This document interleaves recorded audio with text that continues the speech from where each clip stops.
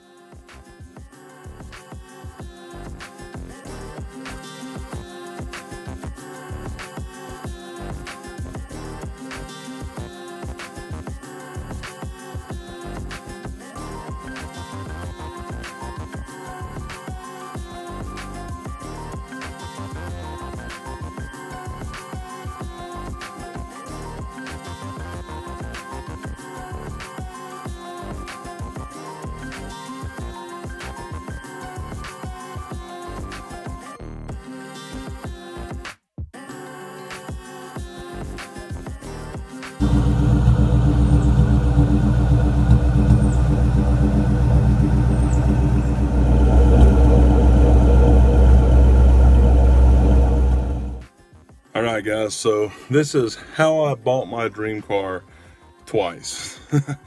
So originally, back when I was pretty young, I don't even know how old I was, maybe 18, 19, 20, right in there somewhere, I really wanted a 96 Cobra. So I wanted them ever since they came out in 96. So as a kid, my dad and I rode in the new body style and was like, man, this thing is so cool. And I wanted a 96 Cobra, and I found one, had a really nice Jeep, was trying to do some trading. My dad and I drove this Jeep that drove terrible. Well, I didn't drive. He drove all the way through Atlanta, because I was too afraid to do it at the time. And he drove all the way through Atlanta with this thing just shaking and going all over the road, pouring down rain. It was miserable and scary. So we went all the way down to Hampton, which is where Atlanta Motor Speedway is. And met up with this dude, had a 96 Cobra, it was white, and had some things here and there that needed to be fixed, and he was thinking about trading, and then he kind of crapped out on us. He was like, yeah, well, I need like $1,500 to be able to do the deal. So I was like, okay, well, you know, we left. Well, the next day I called the bank and was like, hey, can I get $1,500 to buy this car? And they're like, oh yeah, sure, no problem. So I call him up, I'm gonna buy this car. Well, he flakes out on me, don't answer my phone calls, nothing. And that didn't happen. 2 or 3 other times, that's the most memorable one for me. 2 or 3 other times though, I've tried to get SN95 Cobra Mustangs. I finally got one, and it was a white 97, and I had it for a while, and it was not the nicest car. I mean, it was cool, it was fast, had lots of power, had a lot of stuff done to it. It was loud, not nearly as loud as this one is. But it was an okay car. My dad and I ended up driving it to Knoxville for the power tour that year. Here's some pictures from that.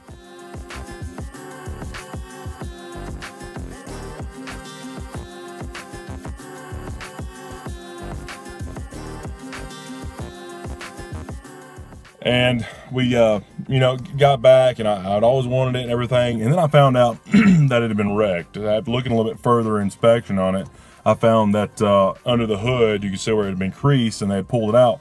We noticed that after the fog lights, with the fog lights in the car, we noticed were gone. And in further inspection, we realized that there was no place for them to go, that all that stuff had been crushed, and they kind of pulled back out.